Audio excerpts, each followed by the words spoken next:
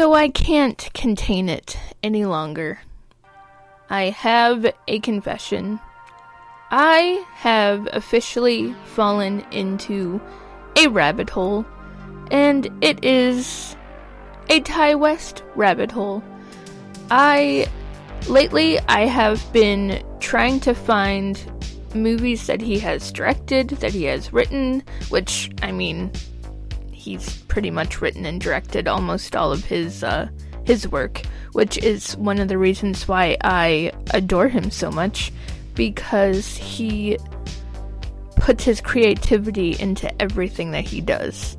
So I would absolutely love to share my rabbit hole journey with all of you. I am lending out my hand and hoping that you will take it and you will fall into this rabbit hole along with me.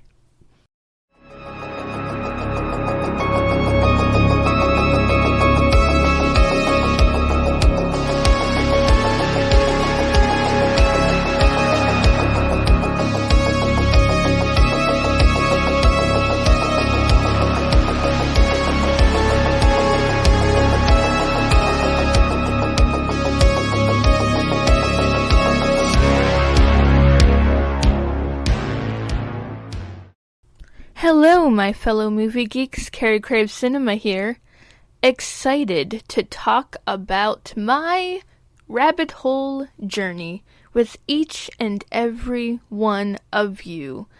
And let me tell you, this has been quite a journey. Before I even go into the actual details of my journey, I feel the need to have to explain my love for this particular filmmaker. I normally don't go for slow burn movies, but somehow, someway, he creates this atmosphere, he creates this, I don't even know how to describe it really, but I just remember the other day I was explaining his films to another person, and I had two analogies that I couldn't get out of my head because I felt like it was the perfect way to describe his movies. And the first analogy was, I feel like his movies are like a jack-in-the-box. You keep winding it and winding it and winding it, and you're watching it, and as you're watching the film, you're like, it's building. You're like, when is something going to happen? When is the major, shit going to hit the fan? And you keep winding it, and then finally the jack-in-the-box pops out, and then you're like, whoa, I can't believe that happened. So yeah, that is my first analogy. And then the second one was, if you've ever heard the Phil Collins song, In the Air Tonight, you know the power of that song. Like, when you listen to the first so many minutes of it, it's slow. You're listening to the lyrics. You're enthralled by the lyrics. That's almost like how you're watching his films. You're, like, enthralled by what's happening. But you're like, okay, this is really slow, but yet I'm still digging it. And then you get to that major drum solo, that doo-doo-doo-doo-doo-doo-doo. You're like, wow. You're like, your mind is blown. And I feel that those two analogies are the perfect way to explain Ty West movies. So now that I have shared my perfect description for his movies, let's get in to this rabbit hole. So the first Ty West film that I will talk about is The Innkeepers. And at first, when I watched this, I believe it was when it first came out, and I wasn't impressed with it, but I decided to watch it again just like a couple days ago. And you know what? I liked it more this time around, because I feel like I was more open to it. Because maybe the first time I wasn't really paying attention to it, but now I did. I was more focused, and I really enjoyed it. It is, of course, a slow burn. It does take a little while for, real stuff to actually start happening. But, like I've said before, that is a Ty West thing to do. It is in his DNA, and I'm starting to enjoy it more and more as I watch his films. This one is really good. It's with Sarah Paxton.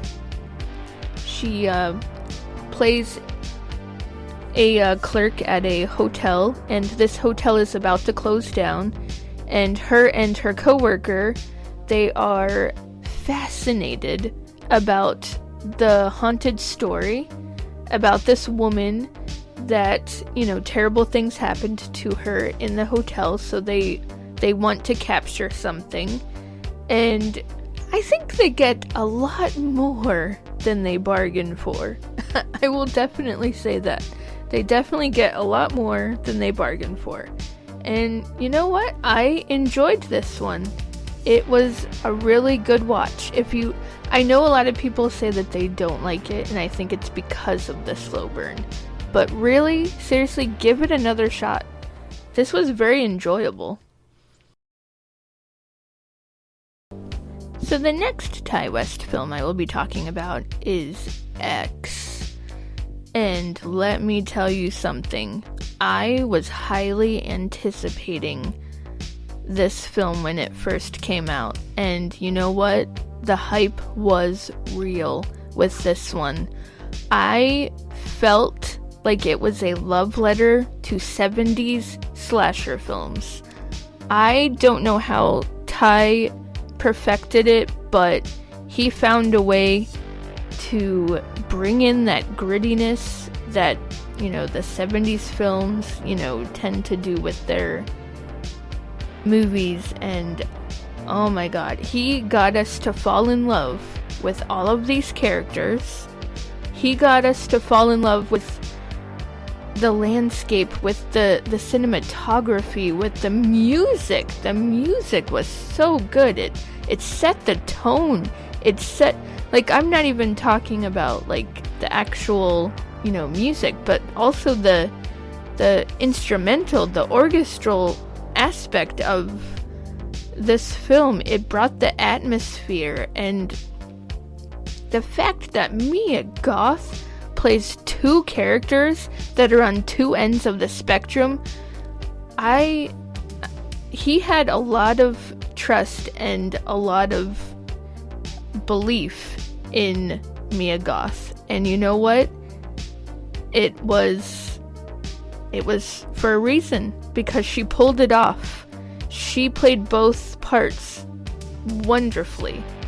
And I'm going to talk about this movie at the end of this video, but I'm going to say it now. I cannot wait until Pearl, because I want to see how she does this part as a prequel, as well as she did as Pearl being the older character. I want to see how she handles her as the younger character. I know she's going to ace it, but I'm excited. But X is an incredible film.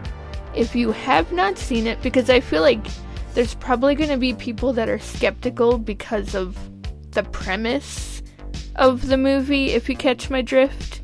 Because a lot of people find that certain subject matter to be questionable. But let me tell you, Ty was able to do it gracefully. He didn't do it in a, perverse or over-the-top manner. He did it in a very classy, graceful kind of way. So if you haven't seen this movie yet, you truly need to, because if you love slasher films, you're going to love this film. It truly does have the X factor. House of the Devil is a doozy of a film. Oh, is it? It's so good, though. It is about a girl who is desperate for money, and she ends up finding this flyer at her college, and she almost doesn't get the job at first, but eventually the said owner of this particular house, has her come, and I guess he's a little desperate too, but for a different reason. Yeah, it is about, she's kind of misled. She's told one thing, but it's actually another. I don't want to give much away because I really do want everyone to see this film. But it's definitely a misdirection. It is about one thing when it's actually another, and poor Samantha does not know what is coming. But I will say this, the cinematography of this movie, it gives you an old feel, and I am here for it. The music is outstanding, the slow burn, yes, it is another slow burn, but let me tell you, I was on edge. Like, I was watching this with headphones on, and I was on edge. Like, I literally couldn't even sit on my couch. I was literally on the edge of my couch, and I was like, oh my god, when is something gonna happen? Like, I have to know. And it definitely happens, and it's worth a watch, for sure. So after some good old-fashioned satanic ritualistic worship, from House of the Devil, that's all I'm going to say about that one. We are now going into cult territory. The Sacrament. Oh, Ty West did so well with this one. Wow. It is definitely based upon the real actual events from Jonestown. It was about a cult leader named Jim Jones, who was very persuasive and manipulative, and was able to manipulate a we will just say mass deaths. And he was able to manipulate all of his population into drinking in certain ingredients that would cause bodily harm. And that's exactly what happens in this film. It is about a media crew who, one of the members has a sister that has a certain problem and is taken to a place that helps with that problem, and she was able to find herself and leave to this place called Eden Parish, and she was happier, and she writes to her brother saying, hey, come to this place, come check it out. I want to see you so bad. I want to show you how happy I am and what kind of life I'm living now. And of course, he's going to want to see his sister. So the media crew is very, very curious about this place that she's talking about. So I don't get how they don't see some of the red flags, especially with some of the sketchiness, how they have to fly to a certain place in order for to be picked up to get to this certain place, which is Eden Parish. I don't get how they didn't see that there was any red flags. But of course, he wanted to see his sister. He wanted to make sure that she was okay. So he goes. And so does his, the other members of this media crew. And I will just say that, not everything is how it seems. And that's in life in general. But that's what this movie is about as well. It's a beautiful illusion. It is a veil that is pulled over their eyes, over everyone's eyes. And it is not what it seems, in the very least. And it definitely ends in a very somber kind of way. But I definitely recommend this film because I'm not a huge cult fan, but I love the fact that it kind of, opens the veil, it lifts the veil, and it shows you, like, the truth, the ugly truth of what, cults can do to a person. But yes, it is a very enjoyable film. I highly recommend. The acting was fantastic. It was fantastic in general. Definitely a must-see watch. So westerns normally are not my forte. They're not my go-to genre. But there is something about In the Valley of Violence. I mean, the fact that Ethan Hawke plays in it and John Travolta, that's definitely, top reasons to watch this film. But the premise of it, the story behind it, it had me very much intrigued. I went into watching this, I did not watch the trailer. I went into it kind of blind, and you know what? I'm glad that I did, because it definitely made it that much more enjoyable. It is basically about Ethan Hawke's character. He escaped from being in the military because he did something that he was, feeling guilty about, which it was an act of violence, and he didn't want to be violent anymore.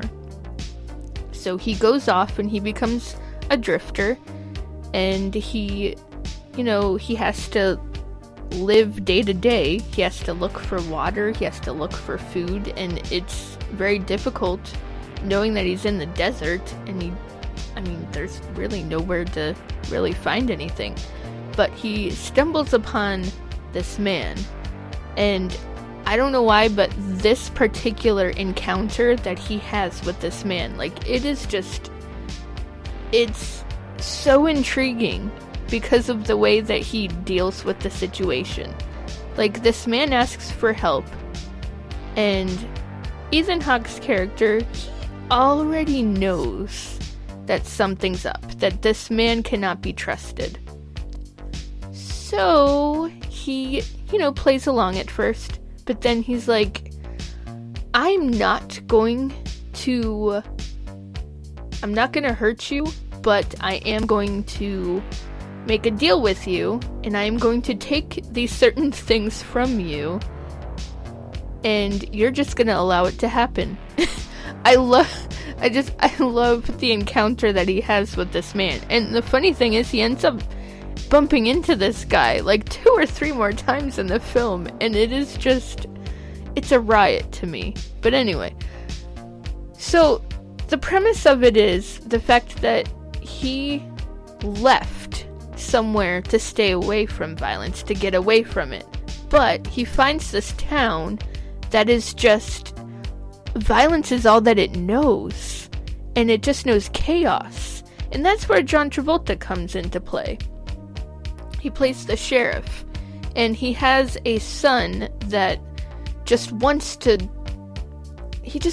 destroy everything in his path, and he acts childish, and he just wants to do his own thing, and he doesn't care who's in his way. Like, he has to be the top gun, he has to be the top, big shot. And knowing that Ethan Hawke's character kind of shows him up, it angers him beyond belief, and he takes everything from Ethan Hawke's character, and it angers him, obviously, and then that's when violence has to come into play, because this man, he takes his dog from him, because Ethan Hawke has a dog that he's very, very close to, and this man takes the dog from him, and he has nothing. This man takes Ethan Hawke's horse, he takes everything from him. So he has to seek vengeance, because that's all that he feels that he has left. And it ends in a bloodbath, and I'm not gonna say much, more than that. But the fact that he's trying to get away from violence, but then he's just like, he's cornered to the point where he has to be violent in order to, you know, get away from this situation. Like, I love the whole full circle thing. Like, Ty West did so well with that. I highly suggest this film. It is a great watch. I will definitely be watching this one again. So I learned that Ty West did his own segment for the movie VHS, and his segment is called The Second Honeymoon. I literally watched VHS just so I could watch this segment. Yes, I know that probably sounds sad, because a lot of people are like, VHS is good all on its own. Why would you watch it just for one particular segment? But anyway, so I watched his segment, and I thought it was really, really good. I'm gonna try not to give too much away, but I mean, I think a lot of people have already seen it already. But it's just basically about a couple who's on a road trip, and they are celebrating being together, and they are at this hotel, and they are trying to map out where they're going to go next. And as they are sleeping, there's a third person that is kind of watching them. And this person is actually robbing them. And yeah, and also they get a knock on the door. They don't particularly show that part. They keep that, you know, leading it to imagination. But the guy in the segment, he is talking about how this girl's very odd, how she was asking for a ride, and how it seems like she was going door to door, and he was very creeped out by her. So he, you know, ignored the situation until he felt that it would become dire. But it is creepy. It's the fact that she just, like, she vanishes. But the weird part is, the girl that is with this guy actually knows the girl that is going door to door. And I'm not particularly sure if the whole thing was a ruse with, I don't know if this girl was with this guy just to do this particular act, because it doesn't make much sense. But I do love the whole shocker ending to the segment. I thought it was really, really good. He executed it very well. I enjoyed it. It was very good. It also made me watch the rest of VHS. Not a bad viewing. Not a bad viewing. So other Ty West movies that I have to find and watch are The Roost, which I think is one of his first movies that he did. Trigger Man, which is also another earlier movie that he did. And then Cabin Fever 2, Spring Fever. I'm not too crazy about wanting to watch this one, but I mean, the first Crabin Fever. Have you ever heard of Crabin Fever? Oh my god, crabs everywhere. Anyway, sorry. Cabin Fever was not a bad movie. It's just, I feel like that's body horror, and I'm not entirely crazy about body horror. But if Ty West is in fact involved in this, then I will give it a shot. And also beware of Cabin Fever, apparently. Those crabs, they're gonna get you. So anyway, I'm just gonna keep going because nobody wants to hear about that. So Pearl, Pearl is coming out very, very soon, and I have seen the trailer. It looks like it is going to be a creepy, whimsical dream, and I'm here for it, and I cannot wait to watch it because I am loving the whole X trilogy thing, because I heard that there's going to be the prequel, which is Pearl, and then I think there's supposed to be a third one as well. Oh, I hope that there is, because I am for it, and I absolutely love X, and I'm excited about Pearl. So this is in conclusion, because I think I've rambled on enough, and I have fallen deep enough into this rabbit hole, and I'm never climbing out, and you know what? That is okay. Because Ty West, you continue to surprise me, you continue to inspire me, you continue to create these amazing films with such amazing messages, and I can't wait to see what else that you can do. Seriously. I salute you, and I cannot wait to see more. So, I am gonna let you guys climb out of this rabbit hole, but you know what? I think I'm sticking around. So, thank you for watching my video, and also, stay geeky, my fellow movie geeks.